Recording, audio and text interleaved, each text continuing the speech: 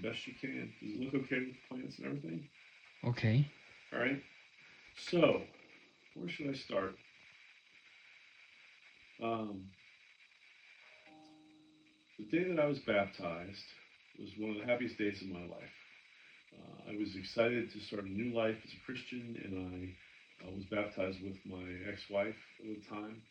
And we had a nice lunch with some friends who were also Baptists, and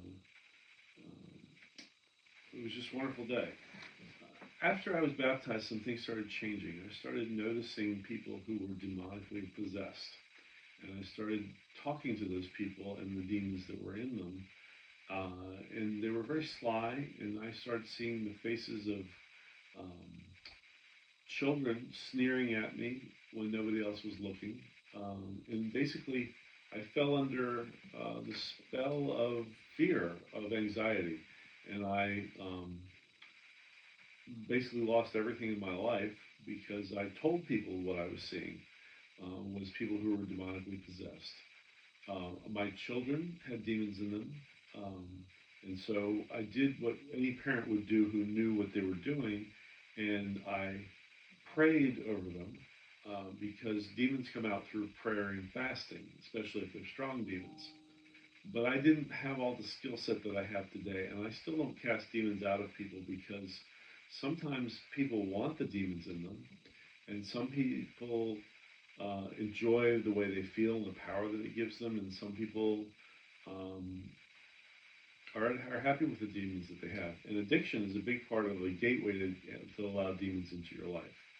So my particular addiction was pornography and also premarital sex and um, just other sins in my life that I continue to have to this day, which I'm actually in a good place right now. I'm detoxing, a few days into detox.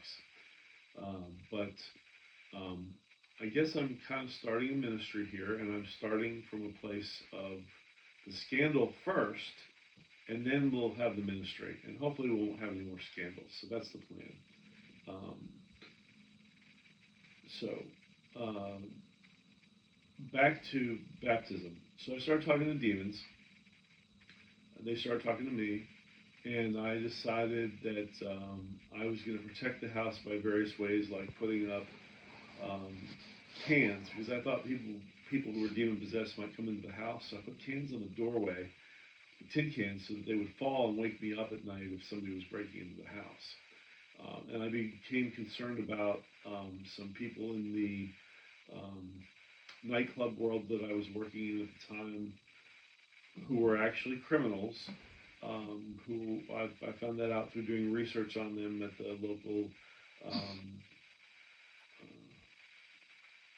local not law enforcement libraries, but the courthouses. I go to the courthouse and I did research on them because they were having a negative impact on my ability to provide security for the uh, nightclub that I worked at. Eventually, I had to leave the nightclub because my paranoia that I was talking to demons was too great for me. So the viewpoint of everybody in the world, including myself, was that I was being paranoid sometimes, but other times I was convinced that I was talking to demonically possessed people. So what I did was I did the best to hold on to my family by loving them and praying for them and praying over them and praying that God's will be done in our lives. And actually now, today, what I do is I pray the Lord's Prayer when I have a subject or a topic that I want to talk to somebody about, and I would pray for guidance. And I have a mantra prayer that I use. A mantra is not a good Christian word, but basically it's something that I pray when I'm concerned about the conversation I'm going to have with somebody. And I often forget to do it, but what I will do is I will pray, Lord, make the words of my mouth and the meditation of my heart pleasing in your sight, O Lord, my strength and my Redeemer. It comes from the Old Testament. Um, and I'm not real good at remembering to recite the prayer, um, Lord, let me love my God with all my heart, with all my soul, with all my strength, and with all my spirit, or something like that. It's the first commandment, and I can't remember it because I'm still in a bad place psychologically. But then, of course, the second part is love your neighbor as yourself, and I've got that down pretty well. I try really hard to love my neighbor as myself, and I just occasionally slip when I make this one mistake, which is to allow somebody to continue to verbally abuse me or belittle me or to put me down um, when they're doing it to make themselves feel better about themselves. Oftentimes, this can be a spirit of control. Sometimes the other person is exhibiting a spirit of um, fear, so they want to control me because they're concerned about a threat that I might be to them. Because they don't know my heart, they don't know that my goal is to be like Christ and to love people sacrificially, but also my desire um, to let people be corrected when they're out of line. So it doesn't always go well for me because sometimes I try to correct people who are at a higher socioeconomical level or at a higher level in the church, which may or may not be my place to do. So sometimes I use a Socratic method and I will ask them a question that will lead them to um, a decision that I think they should make. Satan actually does that. What he does is he will ask you a question uh, and it'll make you think, and it'll make you doubt yourself and doubt your intentions. And sometimes that's positive because you can make things an opportunity for somebody to say something more biblical. And sometimes you can trick somebody into doing something that's less biblical, and that's generally Satan's plan. Um, Generally, sometimes he actually tricks people into doing things that are biblical and healthy because he knows that they will actually come closer to God, and then they will have farther to fall when he sets them up with their weakness later. So I've only seen that a couple of times, but it is interesting. He'll raise somebody up to the level of a leader of a church or an organization so that he can do more damage later by having them fall from their lofty height that they get to, where they generally it's pride that trips them up, and that's what trips me up in my life. The two things that I have that I'm struggling the most with are lust and pride, not necessarily in that order.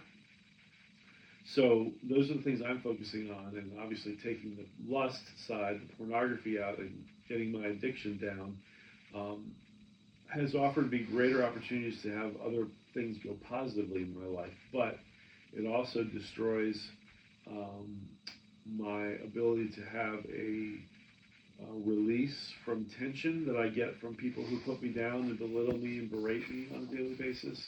Also, I have a pet peeve of people who honk their horn behind me when the light turns green.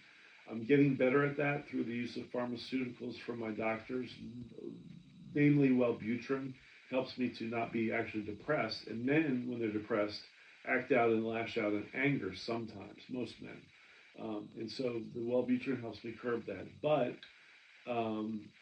when I indulge in my proclivity of sexual debauchery through pornography, what happens is I raise my endorphin level, and it's an addiction to endorphins that are actually stronger than morphine. And what they do is they continually suck you in and suck you in so that you go back to the repetitive behavior of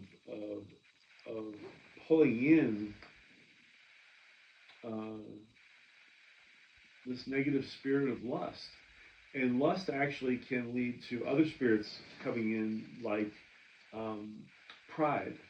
And then so you can go strutting around all day long, but you've got this secret in the background of your pornography that you're using, maybe at night, maybe at the office.